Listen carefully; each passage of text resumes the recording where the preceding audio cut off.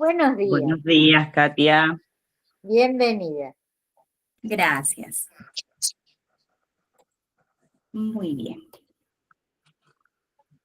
Voy a ir. Anticipándonos, Katia, te cuento que hicimos toda tu presentación mientras te esperábamos, así que ahí ya vemos la diapositiva. Katia, el momento es todo tuyo. Gracias. Muy bien, entonces voy a ver.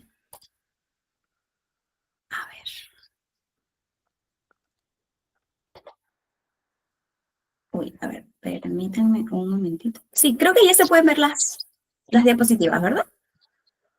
Sí, se ven estamos hermosos. viendo, Katia. Muy bien, entonces vamos a empezar.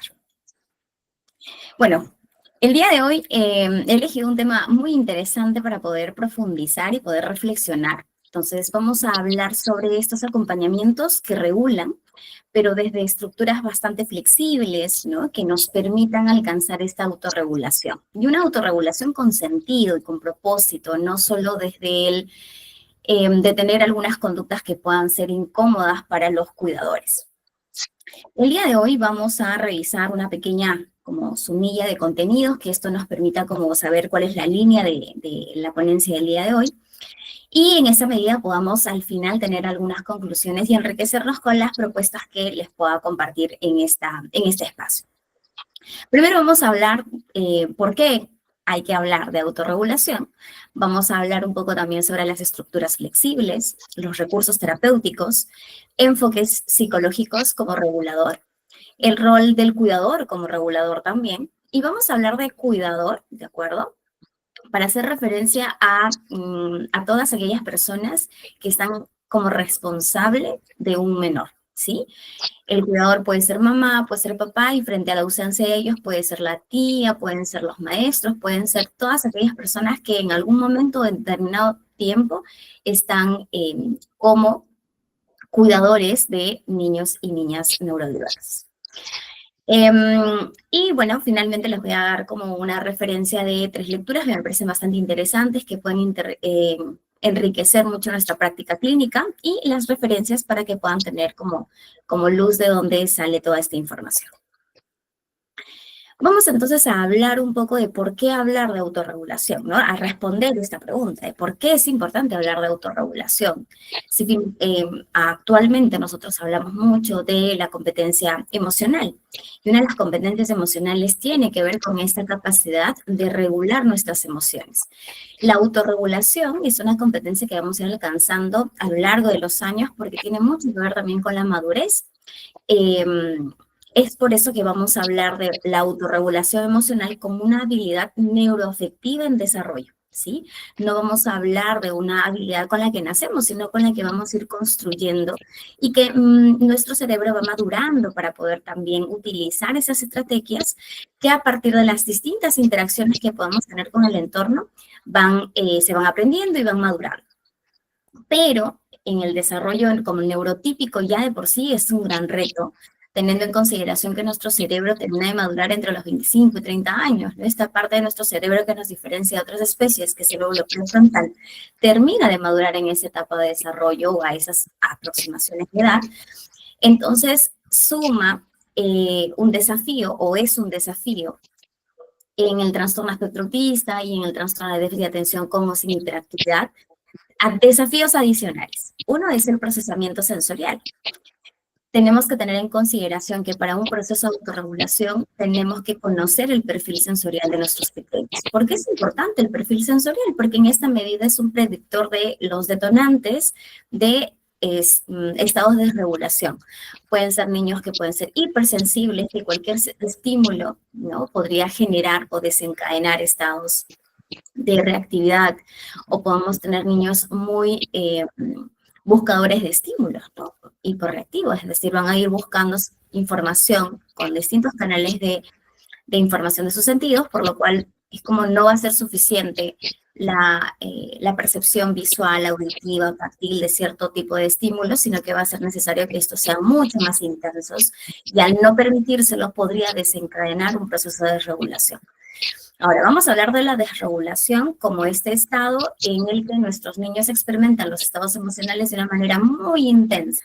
¿Sí? Si tuviéramos un termómetro, podríamos valorar que el proceso de desregulación que observamos en nuestros niños es este desborde emocional en el que llega a picos muy altos las emociones, desde el miedo, la ansiedad, el enojo. Entonces es importante tener en cuenta.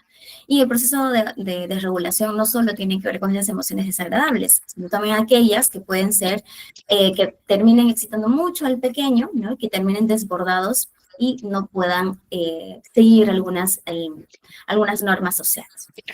La flexibilidad cognitiva es otro de los grandes desafíos en esta población. Es importante tener en cuenta que tenemos que tener muy en cuenta cómo miran y entienden el mundo y que evidentemente a nosotros nos puede costar entender el foco atencional o la fijación que pueden tener sobre cierto tipo de estímulos o cierto tipo de situaciones o contextos. Entonces es importante tener en cuenta esta flexibilidad cognitiva porque nos va a desafiar a nosotros a ser mucho más constantes en un tipo de trabajo, en ver y ayudarlos a ver las distintas posibilidades que se pueden encontrar frente a un escenario, porque para ellos puede tener solo una forma de verse y de resolverse.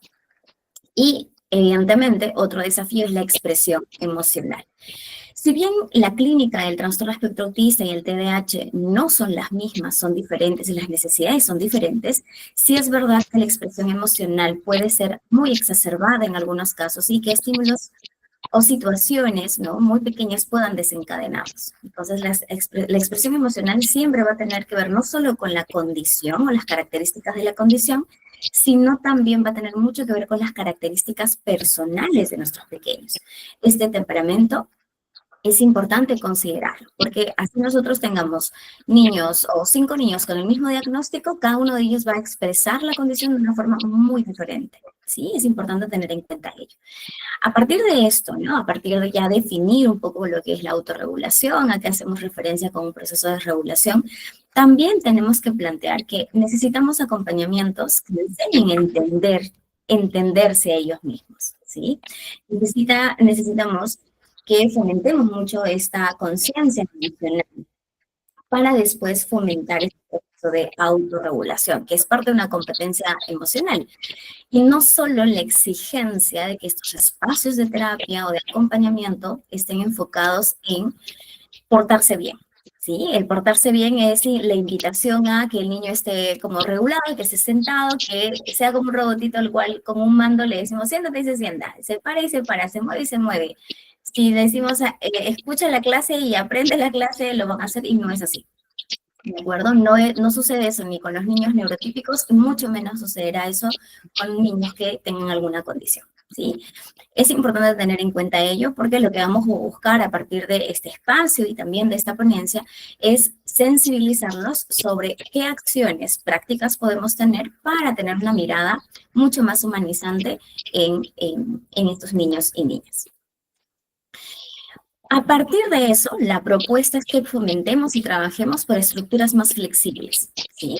Estas estructuras flexibles nos invitan a nosotros a, primero, promover rutinas visuales con márgenes de elección. ¿Qué quiere decir esto?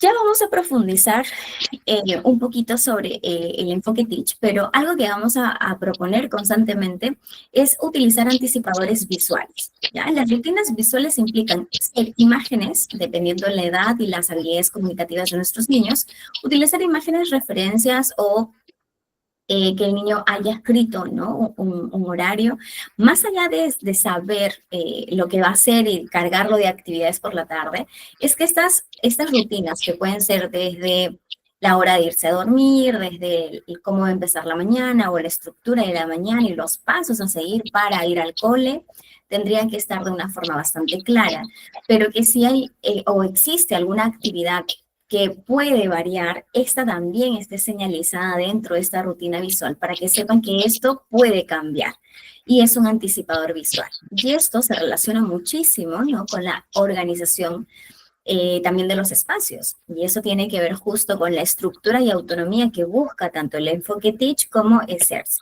Entonces, algo que vamos a buscar mucho es trabajar sobre los anticipadores visuales, sobre una estructura para fomentar finalmente el desarrollo de estas actividades con mayor autonomía, que inicialmente no lo van a hacer, pero a partir de la supervisión, el monitoreo y retirando el apoyo, ¿no? Lo van a lograr.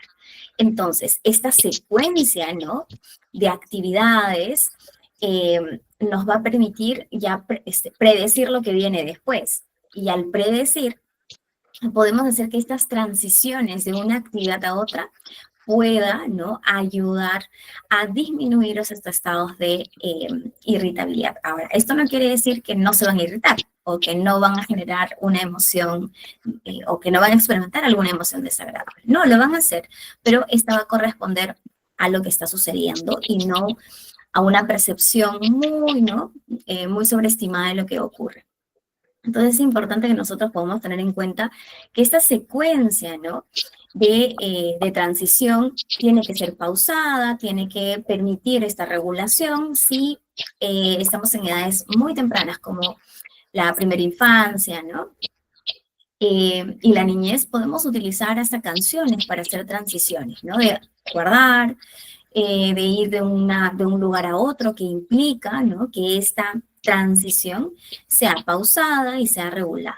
Porque si nosotros también estamos, o no, somos un poco más empáticos cuando hacemos un cambio brusco, porque claro, como adultos nosotros manejamos nuestros tiempos, nuestras actividades, pero en el caso de un niño siempre está sujeto a que un cuidador le diga lo que va a hacer después o lo que tiene que hacer, ¿sí?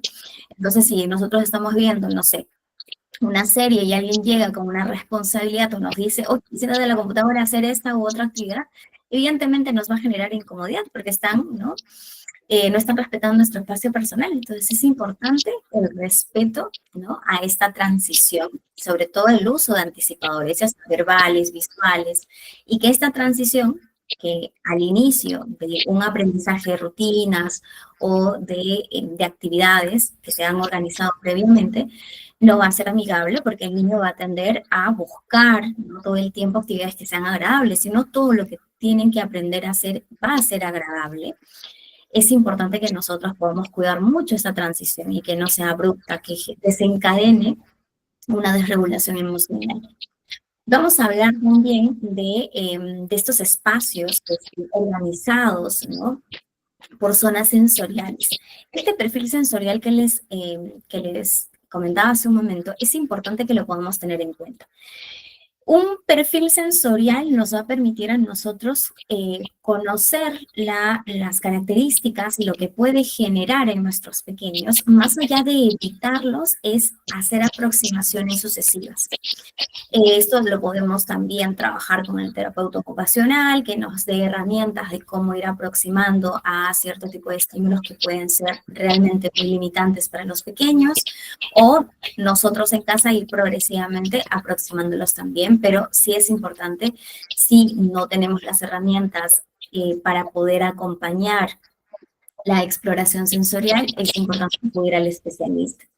Ahora, a partir de esta estructura flexible, lo que vamos a hacer es proponer algunas actividades, ¿sí?, que nos permitan a nosotros utilizar e implementar estos recursos. El día de hoy voy a plantear 4 recursos terapéuticos, básicamente por el tiempo, pero es importante que nosotros podamos tener claro que todos los recursos que nosotros queramos implementar con nuestros niños y niñas tienen una función clara, ¿sí? Ya en otros espacios de capacitación siempre suelen preguntarme, ¿no?, ¿y qué puedo hacer? Y estamos muy enfocados en las actividades y las estrategias. Pero en ocasiones no tenemos claro qué buscamos al implementar estas estrategias. Entonces, una de las cosas que tenemos que hacer es tener el perfil de nuestros pequeños, conocer cuáles son sus necesidades y a partir de la claridad de estas necesidades y características personales de nuestros niños, vamos a poder elegir los recursos más idóneos a esas necesidades. Y si estos recursos o estrategias no funcionan, seguiremos probando, porque ninguna estrategia es mágica de por sí, no es que la primera vez que lo presento, implemento, va a funcionar. Por el contrario, muchas veces tiene mucho que ver la constancia en la implementación de una para que tenga un efecto en nuestros niños y que estos puedan ser utilizados con mayor autonomía. Entonces, sí es importante todo el tiempo buscar herramientas, no cambiarlas de un momento a otro ni constantemente, sino hay que trabajar con constancia e ir midiendo qué adaptaciones se pueden hacer a esos recursos que podemos implementar. Uno de los recursos es utilizar un regulómetro multisensorial, que pueden ser elementos sensoriales, ¿no? Pueden ser pelotitas sensoriales, pueden ser, hay como material sensorial que son pequeños, ¿no? Texturas que pueden tener en mano para poder ayudarse a regular. De hecho, yo recuerdo mucho que con uno de mis pequeños y con varios de los pequeños trabajamos con muñequitos. Yo trabajo mucho con el monstruo de los colores. Y logramos conseguir un muñequito pequeñito que en la parte de abajo era muy pequeñito, como que entraba en la manito y que lo podía llevar a todos lados. Y en la parte baja o los piecitos del muñequito tenía como piedritas, que eran como piedritas de antiestrés. Entonces, algo que sucedía cada vez que generaba cierta tensión o situación, él empezaba a apretarlo, que era una de las cosas que habíamos trabajado en sesión, que lo vamos a ver ya en el kit de la calma. Pero este regulómetro multisensorial tiene mucho que ver también con lo que el niño va aprendiendo que le funciona, ¿sí? Entonces, el regulómetro multisensorial lo que va a buscar es utilizar elementos sensoriales para poder identificar la emoción y poder regular esta emoción. Ahora, la identificación emocional implica que trabajemos inicialmente también la conciencia emocional. La conciencia emocional no solo es ponerle nombre a las emociones, sino también identificar qué es lo que genera que yo me sienta de esta forma y cómo está mi cuerpo cuando siento esta emoción. De hecho, no voy a poder mostrarles aquí un trabajito que tengo en una de mis peques porque se me ocurrió poner me parece difuminar el fondo, así que creo que no se va a poder ver, pero una de las cosas que yo les sugiero mucho es que trabajemos sobre la conciencia corporal, esta respuesta fisiológica relacionada con las emociones. Una de las cosas que yo suelo hacer con mis pequeños es una silueta, ¿de acuerdo? Ellos en papelógrafo, papel craft, se dibuja su silueta y empiezan ellos a identificar en qué parte del cuerpo sienten el enojo o cómo se siente en el cuerpo el enojo. Entonces, lo que buscamos es que estas respuestas fisiológicas como la tensión muscular, la falta de energía cuando estamos tristes, pueda ser fácil de discriminar para ellos. ¿Sí? Esta conciencia emocional no solo es, está enojado, solo reconocer la expresión facial, sino también tiene mucho que ver con el que puedan identificar qué pasa en el cuerpo y reconocer qué pasa en el cuerpo, ¿sí? Entonces, este regulómetro sensorial nos permite conectar con eso, a ver qué está sucediendo, ¿no? Porque lo primero de lo que somos conscientes es lo que pasa en el cuerpo y ya después ponemos o tenemos mayor claridad de lo que sentimos o la emoción que vamos sintiendo. El kit de la calma personalizada está muy relacionada y de hecho lo podemos conocer también como el botiquín de las emociones. Ahora, el kit de la calma puede ser esta cajita, ¿no? Este bolsito en el que vamos a encontrar distintos elementos, desde burbujas, desde plastilina, desde hojitas con plumones para poder colorear, pueden haber peluches, pueden haber distintos elementos que ayuden, ¿no? En ese momento a poder disminuir, ¿no? Esta sobrecarga que podamos percibir, ¿no? Ahora, me parece importante también tener en cuenta que esta kit de la calma tiene que ser personalizada porque en cada uno de los niños funcionará más una u otra estrategia. Tengo niños que les funciona mucho una pulsera de la respiración del cohete. Es una pulserita con un cohete, el niño respira, o inhala y el cohete o su bracito va hacia arriba, como si el cohete estuviera despegando. ¿Ya? Entonces inhala. Una vez que ya está súper arriba, entonces ya nos quedamos sin más, que no podemos llenarnos más de aire, entonces vamos a botar, ¿no? Vamos a exhalar. Y va bajando el cuerpo. Entonces, para ellos puede ser mucho más amigable este recurso y está dentro de este kit de la calma. Las burbujas también pueden estar dentro. Una masita que previamente podamos haber elaborado o que los niños tengan como Play-Doh, slime, que sea material que los niños van a poder utilizar y que es accesible. puede, algo que yo trabajo mucho con mis pequeños es que puedo hacer una mochilita pequeña, como esas mochilitas viajeras, ¿no? La que todo el tiempo está y ahí van metiendo todos sus recursos. Puede que hasta haya un libro que los ayude a regularse. De hecho, hay un libro muy bonito que yo les sugiero que es El Hada de los Volcanes, ¿de acuerdo? Y la segunda, me parece que este libro, yo tengo la segunda parte, porque la primera yo lo trabajaba a partir de videos nada más, pero la segunda me encantó porque venía en la feria de libros, lo encontré con el muñequito de la de los volcanes. Y el segundo libro, que es como la segunda parte del libro del volcán de las emociones o la de los volcanes, habla mucho de tengo un volcán y no quiero respirar. Entonces la respiración, que es ahora esta recomendación de respirar, inhalar y exhalar, ¿no? De una forma profunda, no les va a funcionar a todos los niños, ¿sí? Entonces, en esta historia, en este cuento, en la que Sam, el hermanito menor de Alba, que es el personaje principal del primer libro, lo que plantea es esto: a mí no me funciona respirar, ¿qué otras cosas puedo hacer? Entonces, dentro de esta historia, narra las distintas posibilidades que tenemos de regulación, desde estar un momento a solas, desde dibujar, cantar, moverme, ¿no? Entonces se encuentran distintas estrategias que igual vamos aprendiendo a conocer, porque de hecho todos los que estamos en esta sala virtual el día de hoy podemos experimentar la misma emoción, pero las estrategias de regulación son muy diferentes. Entendiendo esto nos permite también ser mucho más observadores, ¿no? Sobre lo que les está funcionando a nuestros pequeños y ofrecerlo en estos estados de desregulación. También va a ayudar muchísimo, ¿no? Las agendas visuales. Estas agendas visuales van a ser estos apoyos visuales, ¿no? Apoyos anticipatorios para poder saber ¿qué es lo que viene después? Si a nuestros pequeños les encanta el Play-Doh, les encanta los Legos, ¿no? Y esto puede generar mucha fijación y persistencia. Y también ser una fuente de motivación, por lo cual yo puedo estructurar una serie de actividades y saber que al final de estas actividades va a venir esto que tanto espera. Entonces, lo que buscamos a partir de esta agenda visual es que el niño tenga claro en qué momento va a desarrollar esta actividad que tanto busca y anhela ejecutar, pero también saber cuánto tiempo va a durar las otras actividades, ¿sí? Esto es importante para poder ayudar como una estrategia anticipatoria a esta desregulación.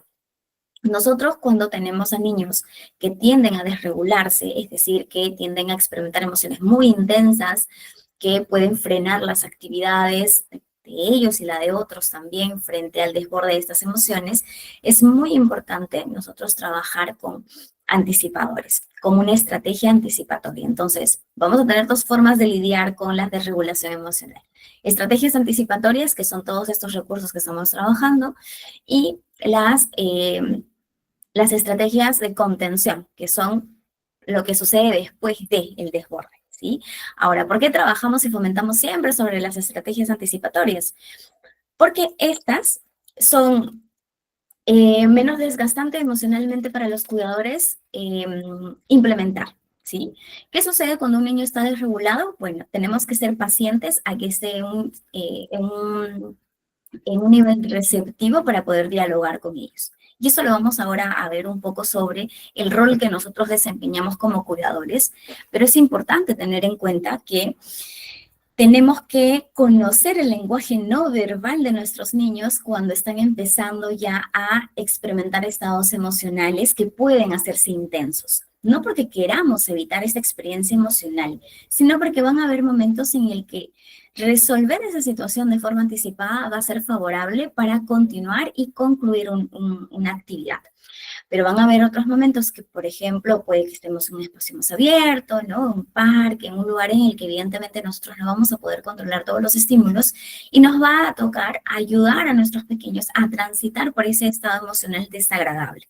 Hay que tener mucho cuidado porque a veces abusamos de las estrategias anticipatorias, evitando a toda costa experiencias emocionales intensas. Es importante que el niño aprenda a frustrarse, entendiendo que este es un estado temporal, no es un estado permanente. ¿Y cómo salir de ello? Porque si no, nuestros pequeños empiezan a tener discursos del yo me quiero portar bien, pero no sé cómo, ¿no? Yo no sé cómo controlarme. Evidentemente, está experimentando una emoción que no entiende y que podemos ayudarlo a entender, primero, a validar su emoción. Segundo, establecer límites de esa expresión emocional para que la próxima vez pueda tener otras oportunidades de regulación o desde solicitudes de ayuda, porque no lo va a poder hacer solo inicialmente, y buscar otras estrategias que progresivamente puede ir automatizando. Vamos entonces a partir de ello, ¿no?, a hablar sobre estos enfoques psicológicos con evidencia, ¿sí? El día de hoy vamos a hablar de 3. Igual la invitación siempre va a ser a que estos espacios nos den como curiosidad y que sigamos indagando y queramos seguir aprendiendo un poco más de cada uno de ellos. Entonces, dentro de estos enfoques psicológicos con evidencia, vamos a mirar el enfoque Teach, el método Teach, ¿sí? Probablemente muchos de ustedes ya lo conocen, es se ha ido socializando a lo largo de los años y va a ayudarnos muchísimo en la organización, estructuración. Fortalece mucho estas funciones ejecutivas. Ahora, ¿cuál es el fundamento de este enfoque? Ya lo que busca es una estructuración del entorno. Como ustedes observan en esta imagen, vamos a observar que hay una estructura, ¿ya?, de actividades. Nosotros vamos a ver estas bandejas, con cada uno de ellos tiene un color. ¿Ya? Es como un post-it de un color. Aquí está el azul, aquí está el verde, el amarillo, el naranja y el rojo. En este mismo orden vamos a observar que aquí, ¿sí?, vamos a encontrar esos colores, esos post-its en el mismo orden. Entonces, lo que invita es que el niño pueda ir retirando cada uno de estos post-its, los va a poner sobre la bandeja, los va a ejecutar y posteriormente los pone en la bandeja o en el estante de las actividades finalizadas. Eso le está ayudando con anticipadores visuales, una estructura de actividades, sabe cuándo va a iniciar, cuándo va a terminar. Las actividades tienen que inicialmente ser actividades que sean familiares para el niño, para que aprenda un poco sobre esta estructura de trabajo. Una vez que ya aprendió sobre la estructura de trabajo, se puede empezar a complejizar cada una de estas actividades planteadas. Recordemos que frente a una estructura de sesión, ¿no?, en la que se han elegido diversas actividades a ejecutar, hay actividades que pueden ser nuevas y al ser novedosas van a ser más exigentes, por lo cual van a requerir de mayor apoyo y progresivamente podemos retirar ese apoyo a nivel verbal, ¿no?, sin hacer tanto modelado, es decir, hacerlo con ellos para que sepan cuál es el proceso de ejecución de la misma. El objetivo finalmente, ¿no?, es que podamos ofrecerle a nuestros niños y niñas un entorno físico que sea claro, que sea predecible, que puedan también tener en consideración el tiempo y las necesidades a nivel de relaciones o de espacios sociales que se buscan en esos espacios, porque si bien esta imagen hace una representación de un espacio diseñado para una actividad individual, en el método Teach vamos a encontrar también espacios diseñados para promover las actividades grupales, ¿sí? Promoviendo la autonomía, ¿no? Y esto nos permite también reducir los niveles de ansiedad frente a la demanda de estas actividades. La aplicación es importante que tengamos en cuenta que una de las características del enfoque Teach es esto, los apoyos visuales, rutinas claras, ¿no?, y espacios organizados. Son las características, pero la forma en la que nosotros tenemos que aplicar. Las actividades siempre van a estar planteadas de izquierda a derecha. Las actividades a ejecutar están a la izquierda y las que se concluyen van a estar a la derecha, así como nosotros leemos, ¿sí? Ahora, frente a esta propuesta es importante tener en cuenta que estudios desde el 2018 de Sanz y Cervera nos hablan de que 11 de cada 14 estudios que se revisaron se observan mejoras significativas en habilidades adaptativas y reducción de conductas desafiantes que disminuyen estos niveles evidentemente de ansiedad frente a lo que va a suceder. Esto funciona súper bien tanto con niños con trastornos del espectro autista como del déficit atencional. De hecho, dentro de mi consultorio lo trabajo con distintas poblaciones de trastornos de neurodesarrollo y la verdad que es bastante eficiente, ayuda muchísimo en el acompañamiento. Es importante que no solo esté en un espacio de terapia, sino también que esto se pueda trasladar al hogar, al colegio, ¿no? Porque va a ayudar mucho en distintos niveles de aprendizaje también a nuestros pequeños. Otro de los enfoques que que tenemos evidencia, ¿no?, es el método SEARS. que lo que va fundamentalmente a promover este enfoque es el desarrollo de comunicación espontánea, ¿no? La participación activa de la familia y de otros cuidadores para promover la regulación emocional, también ayudarlos, ¿no? Con estos apoyos de transición de una actividad a otra y de contextos. Algo que vamos a buscar siempre en un proceso de acompañamiento es que estos se puedan implementar en entornos naturales o contextos naturales. ¿Cuáles son los contextos naturales?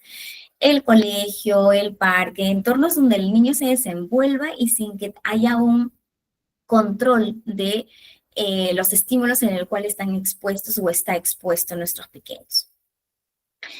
La evidencia, ¿no? De hecho, en el 2007, Brisanzi y otros autores hablan mucho de la mejora de calidad de vida de los niños y familias al integrar estas prácticas efectivas en la comunicación y regulación emocional. Están enfocadas más en las estrategias anticipatorias, en el trabajar sobre el conocimiento del lenguaje no verbal de nuestros pequeños, trabajar sobre estas necesidades que hay detrás de estos procesos de desregulación, porque muchas veces la desregulación tiene mucho que ver con una necesidad o un déficit que está presente.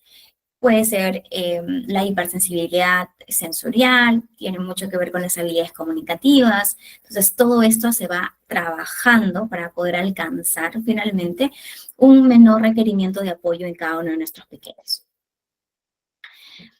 Tenemos también el CBT adaptado, no es más que la terapia cognitivo-conductual, ¿de acuerdo? Son iniciales en inglés, pero probablemente la conocemos o los conocemos más como la terapia cognitivo-conductual.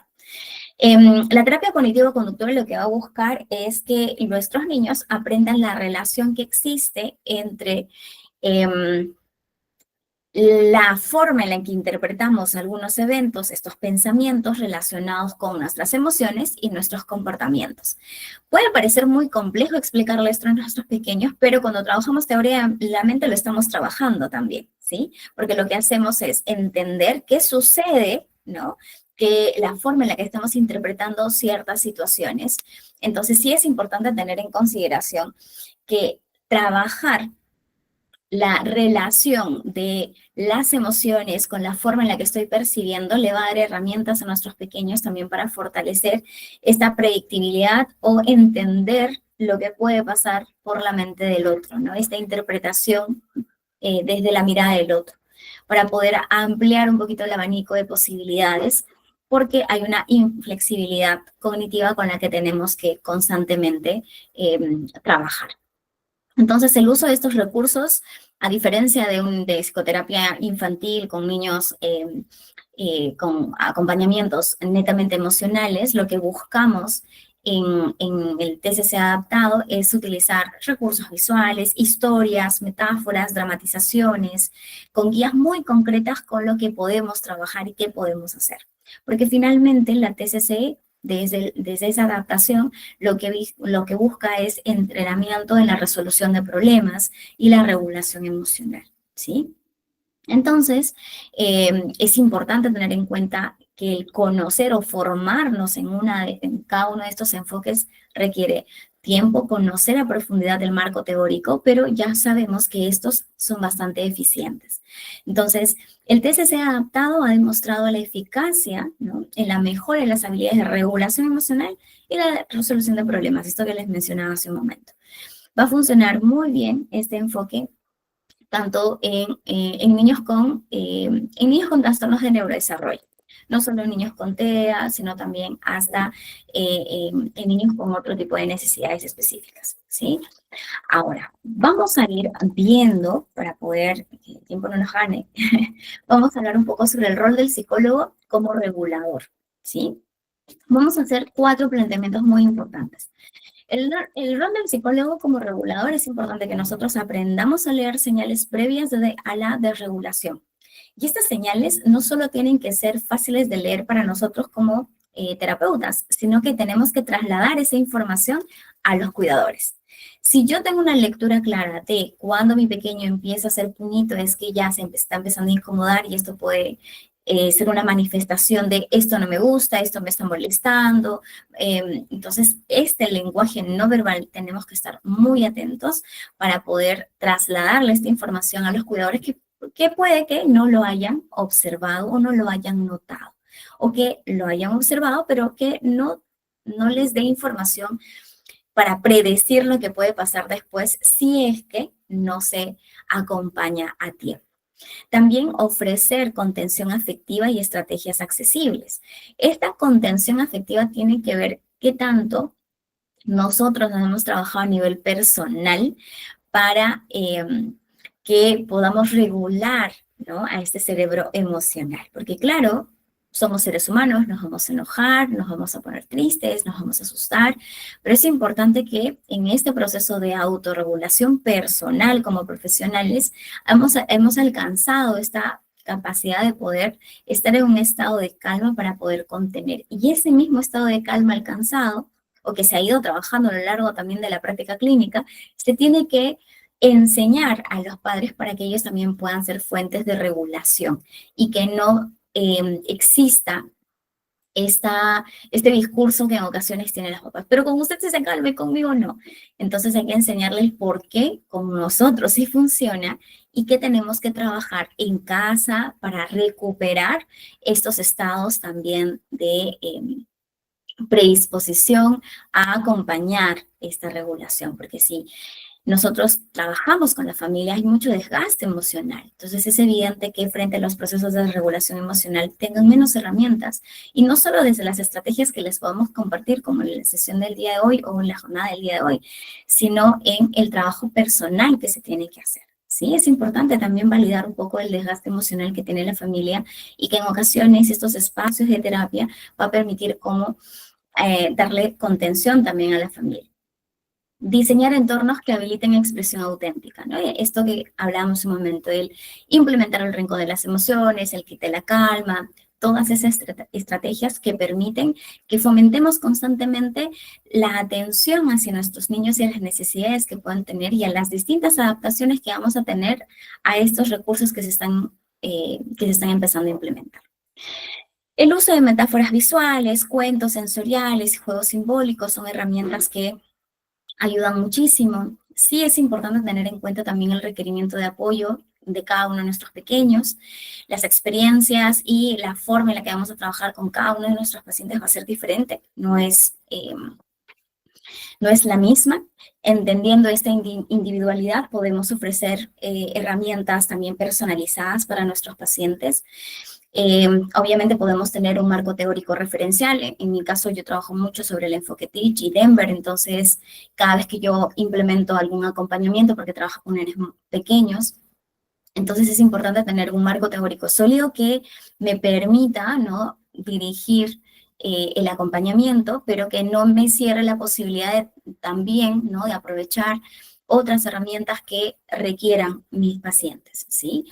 En el caso de ya niños y adolescentes, trabajamos mucho con la TCC a nivel de regulación emocional porque fomentamos mucho ya esta autonomía, que la van a ir alcanzando con el paso de los años, pero es importante trabajarlo para evitar cuadros clínicos posteriores como ansiedad, depresión, ¿sí? Es importante tener en cuenta ello.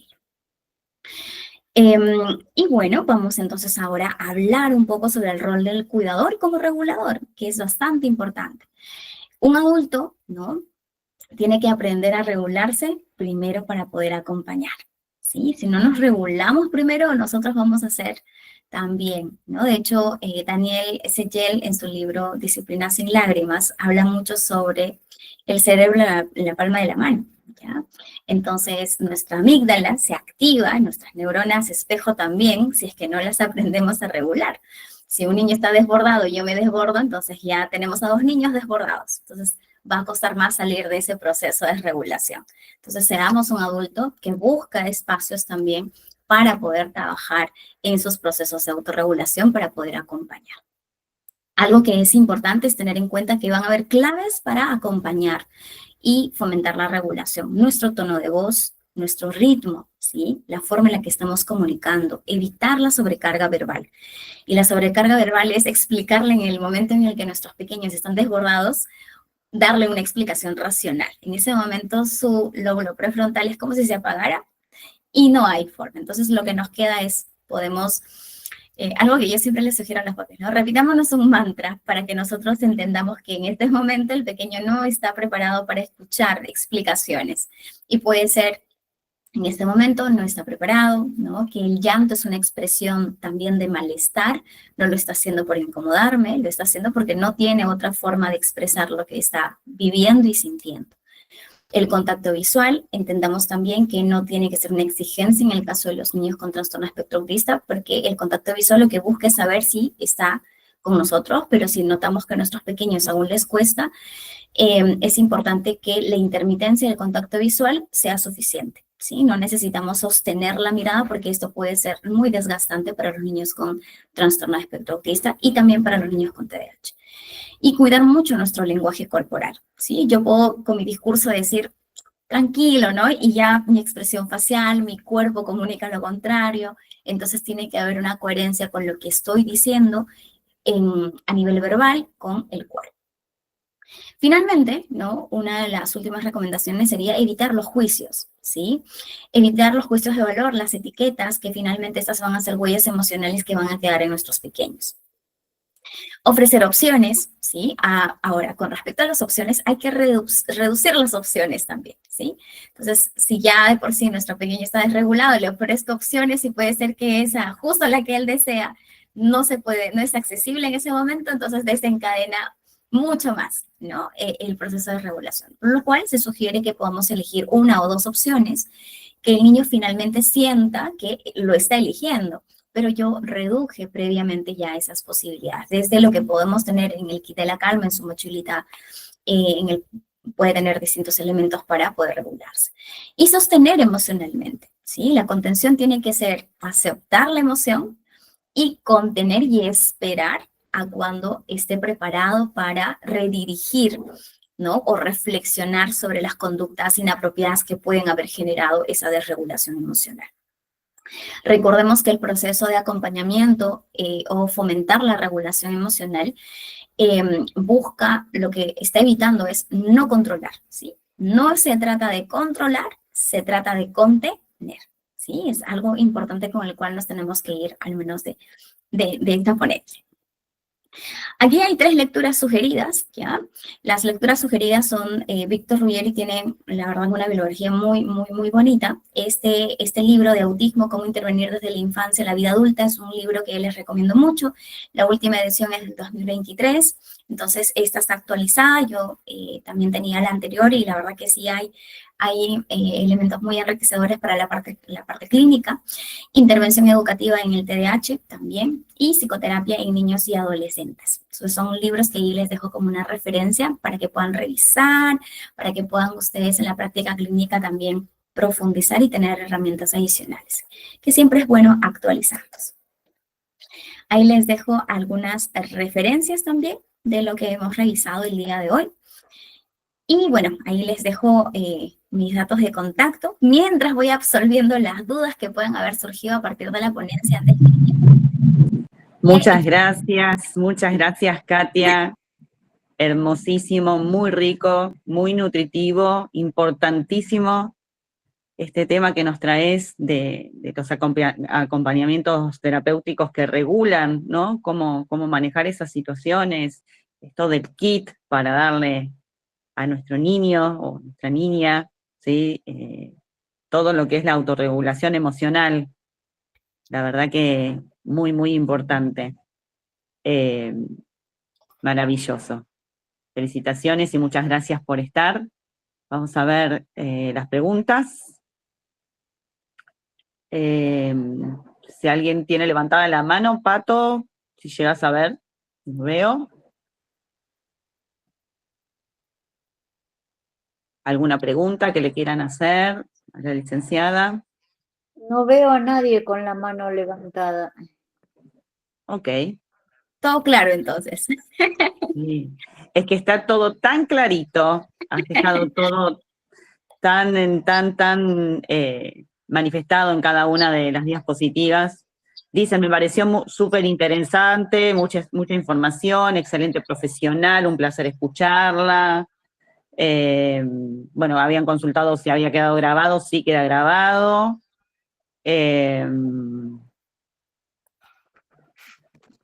Bueno, está todo, las referencias, los libros, la información. Excelente, muchas gracias, dice Gabriela. Y todas palabras de agradecimiento. Sí. Preguntan por la grabación, sí que...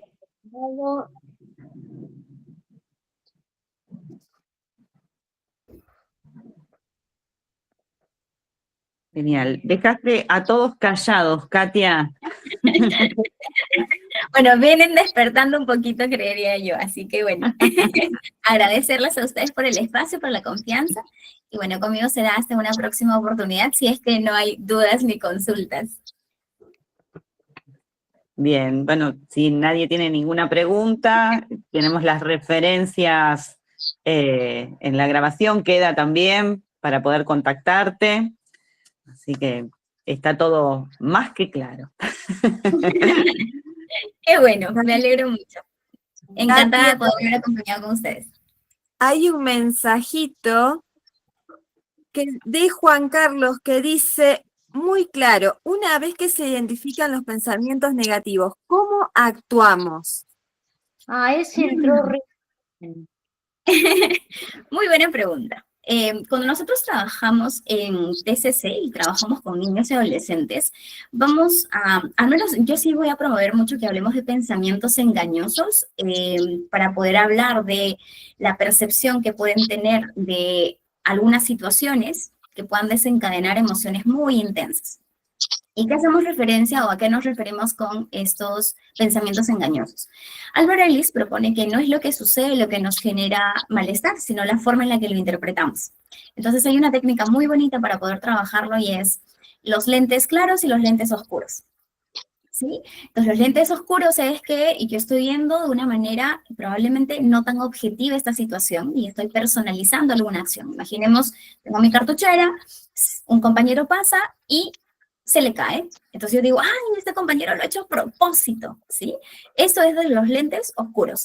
Podríamos hablar en ello los pensamientos negativos. ¿Cómo lo trabajamos?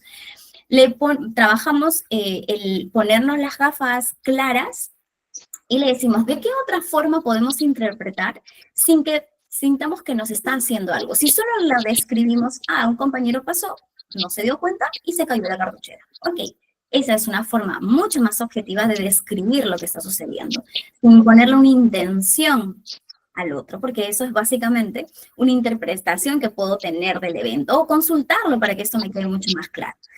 Y estas estrategias, ¿no?, de TCC las podemos implementar con niños y con adolescentes. Sí es importante tener en cuenta también que para poder implementar este tipo de estrategias tenemos que trabajar sobre las habilidades básicas de comprensión. Entonces, inicialmente en la TCC se trabaja mucho con vocabulario emocional.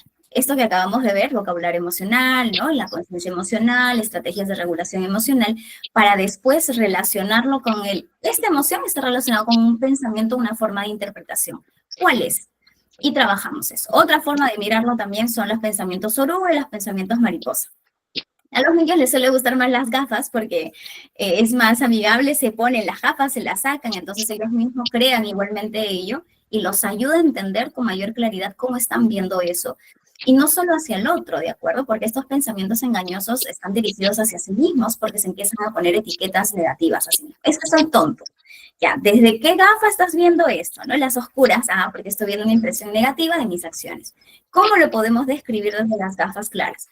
No me salió bien, no me salió bien, no me gusta que no me haya salido bien. Bueno, estás narrando lo que te está pasando y lo que estás sintiendo.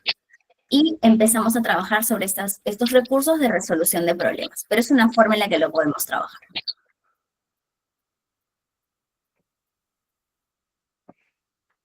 Muchas gracias, Katia, muy claro todo, esa forma tan linda y tan natural que tenés de explicarlo, creo que llega muy, muy al fondo de cada uno. Así que creo que por eso no hay tantas preguntas en el espacio, porque ha sido muy bien. Igual ahí les dejo ya mis contactos, si en algún momento tienen alguna duda, consulta, surge alguna duda, consulta, pues ahí voy a estar dispuesta a responder todas aquellas dudas que puedan surgir después quizás. Gracias a ustedes por este tiempo. Muchísimas gracias por tu participación. Si no hay ninguna otra pregunta, podemos despedirla a Katia. Estamos en hora, creo. Hay una preguntita. A último momento no la dejan ir. Juan Carlos pregunta, ¿cómo diferenciar una desregulación de una rabieta? Muy buena pregunta. Cuando nosotros hablamos de rabietas, a ver, todas las conductas, es una forma bien amigable de poder entenderlo. Todas las conductas tienen funciones, ¿sí? Las conductas tienen una función de acceso. Si es una rabieta, puede ser de acceso, ¿no? Es decir, quiere algo. Entonces, el llanto está relacionado a que le demos algo. El control remoto de la tele o el celular. Entonces, si nosotros le damos este estímulo, el llanto cesa, ¿sí? El proceso de regulación tiene que ver con un estado emocional que los ha desbordado y no lo pueden contener. Así tú le des eso, ya no se va a calmar. Entonces, es importante tener en cuenta que las funciones de la conducta van a ser de acceso, que quieren algo, y la conducta de llanto o de berrinche pueden estar relacionadas a querer conseguir algo. La de evitación, y la de escape, ¿no? La de evitación tiene que ver con algo que les pueda generar mucho temor, es decir, que evitan esa actividad, y la de escape es que están inmersos en una actividad y salen.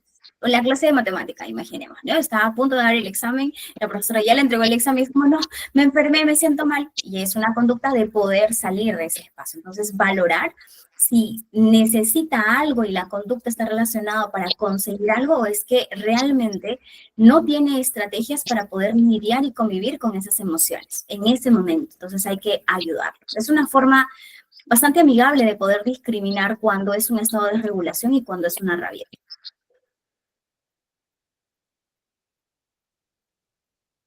Intenté ser lo más breve posible porque entiendo que ya el siguiente ponente está esperando, ¿eh? Si no, yo me quedo hablando porque me encanta el tema. Muy claro, muchísimas gracias. Juan Carlos, espero que haya sido respondida tu pregunta. Igual como dijo la licenciada, tienen todas sus referencias y su contacto para poder contactarla y sacar todas las dudas. ¿Hay una pregunta más? ¿Estamos a tiempo o sí? Hay una pregunta más, ¿sí? De Juan Carlos. Bien. Bueno, Juan Carlos pregunta, ¿cómo mejorar la textura selectiva de las comidas? Bueno, yo creo que ya esta pregunta sí lo podría responder mucho mejor un terapeuta ocupacional.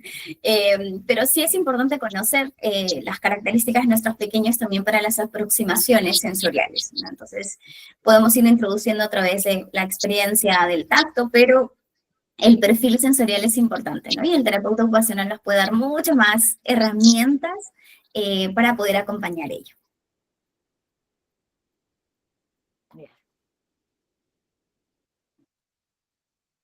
Bien. Bueno. ¿Alguna preguntita más?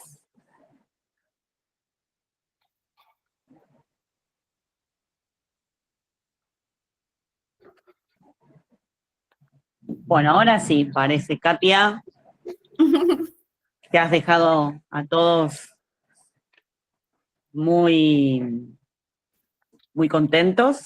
Hay una más. ¿Hay una más? Sí. Sí. Los hábitos del sueño para mejorar.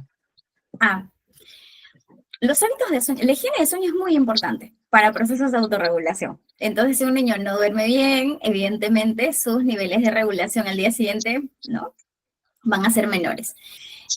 Los hábitos de sueño tienen mucho que ver con las rutinas que planteamos previo, ¿no?, a irse a dormir. Es decir, si nosotros notamos que son niños que les puede costar mucho, ¿no?, dormir, es importante tener actividades como físicas de desgaste físico, tener rutinas que puedan generar como estados de menor alerta, ¿no? Quizás baños tibios, masajitos, una rutina que le permita al niño ser consciente y a su cuerpo también de que va a ir a dormir, o preparando el cuerpo para ir a dormir. Sobre todo la constancia de la misma. ¿Qué sucede cuando nosotros somos muy inconstantes con la rutina de sueño?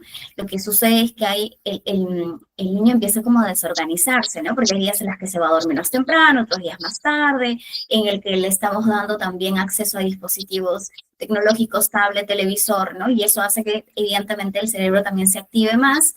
Y los estados de irritabilidad frente al sueño suceden muchas veces, ¿no? Que el niño tiene sueño pero no puede dormir, entonces hay que generar estos espacios amigables para poder conciliar el sueño.